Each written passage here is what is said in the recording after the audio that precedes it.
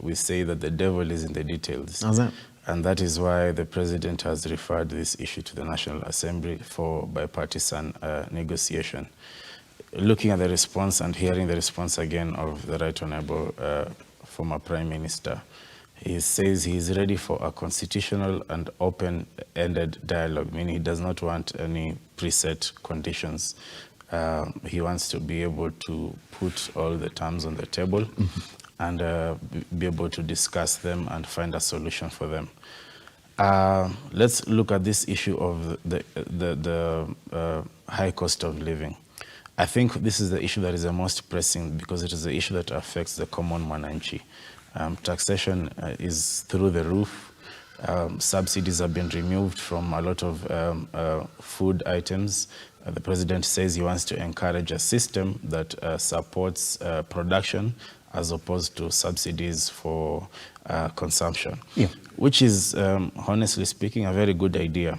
But I think the reason we have those subsidies is to cushion people in the current situation that we have. So it is basically learning. What the president has done is teaching us how to swim by throwing us in the deep end. Yeah, very good idea. Let's support production. But in the meanwhile, those subsidies were helping.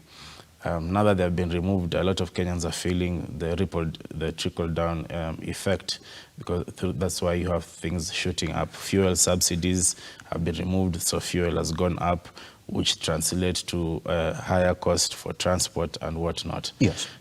Unfortunately, for the president, this is not something that he can be able to solve in a day. It is happening all over around the world. We're still recovering from the effects of COVID-19 that ravaged global economy for most of 2019, 2020, and now you're dealing with the backlog for the same. And as a country, we've just gone through an election cycle, and every time we have an election, our economy sort of dips, the shilling dips against the dollar, and then we're able to pick back up. So I honestly do not know how how they are going to solve the issue of the high cost of living in 1 week. Yes. But Simba, there's one issue I'd like to address. For me, there are low-hanging fruits in that discussion, which we need to be honest about. The president talks about austerity measures in one hand, and then in the other hand, we see them doing the exact opposite. And I've had this argument on my social media platforms and WhatsApp groups with a few members from the other side of the political divide. Yes. On these issues. We have seen reports by the Auditor General and by the Comptroller of Budget saying that the Office of the Deputy President made requests for this and that within weeks of assumption of office. And then we hear now reports that the President and the Deputy President have already utilized the budget for the whole year in terms of hospitality. After only, is it 4 months or 5 months? 5 months, yes. Watu wanakula mandazi mingi and they are flying everywhere. When the president wants to go somewhere, I always see Kipchumba Murkomen, I don't know who all these people are. Basically, they're saying one thing and they're doing the exact opposite. Now we saw the other day they've made a request for 800 million Kenya shillings for vehicles. Yeah, between the three gentlemen. Between the three gentlemen. Yeah. We have now the office of the spouse of the prime cabinet secretary. We do not even need that office of the prime cabinet secretary. I assure you, Kenyans don't need an office for his wife. Let Bwana Mudavadi find something for his wife to do. She can run an NGO and whatnot.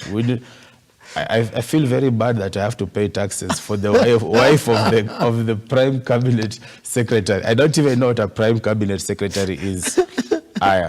The Supreme Court made itself very clear on the issue of cabinet administrative secretaries. Yes. It is a continuing illegality that the Kenya Kwanza government has said there's nothing you can do. And that is why they decided to swear these people in 6 o'clock in the morning, yeah. State House, Hata walevi wengine hajatoka kwa baa bado, and we are swearing in cabinet administrative secretaries. Yeah. What work do these people do? the 50 you forgot to mention. And there are 50. Yeah. The negotiation was the parliamentary, I mean, the Public Service Commission said, look, we are going to advertise for 23 slots because the government has said they want CASs, so we're going to give you 23 of them. That is what was advertised, also the positions that were created. But what does the president do? He appointed 50. We even have a very funny situation where there's one particular CAS who was holding 7 dockets, who has now transferred his 1 docket to 7 CAS. I think that is David Osiani. Because one of the cabinet secretaries, I think, resigned to go into active politics. So his boss was handling 2 ministries. So by dint of that, this guy was handling 7 offices by himself. But now the Kenya Kwanza government that is trying to take care of hustlers has decided to give 7 positions to 7 different individuals. Our economy is already suffering with a bloated wage bill, and the issue of the CSS, for me, that again goes. That is one of the reasons I question the honesty of this Kenya Kwanza government. They say one thing and they do the exact opposite. Yes. In a country like Kenya that is still suffering from, bloated public wage bill, where we do not have enough money for development, we do not need a prime cabinet secretary so that Mudavadi can be made to feel good. We definitely don't need an office for his wife. We definitely don't need to be appointing 50 CASs. We definitely don't need to spend 800 million shillings on new vehicles. We definitely cannot be finishing pesa ya mandazi after 6 months. And ask for more, by the way. And ask for more. Yeah. I mean, it is an insult to Kenyans. So these are things that can be done. When you talk about the high cost of living and then they say, oh, we need to give the current government time or whatnot, that is where the dishonesty comes. Because, I mean, why did you do this? You didn't have to do this. I know it is not easy to move the economy from here to there in one day, but you're shooting yourself in the foot. These are the things that I can point out to and say this was not necessary for the common Mwananchi. I don't know when I'll ever enjoy the services of the office of the spouse of the what. It's even a mouthful. I can't even pronounce it. So these are the things that Bwana Ruto needs to be honest about. These are the ones you can solve. That one can be solved in 1 week. Yes. Fire 27 CASs to back in Awale 23. We cannot be creating positions to reward Akina Millicent Omanga and all these other political rejects who failed elections, Akina Kidero. We're creating positions to and that's the same thing that Moi used to do. We had a bloated government because Moi needed to make sure that he has put everybody in check. There's a PS or a cabinet secretary minister from every area of the country so that he can be able to control the country. We have moved way past that. You need a lean government that can work, comprised of technocrats who are not politicians. Yes. We don't need to be seeing CSs in the government every day, just insulting Raila. That is not the work of a cabinet secretary. Leave that to, Akina Kasudi. But we need to see government delivering on their promises when it comes to high cost of living, austerity measures. The president promised he's going to be having a lean, working government.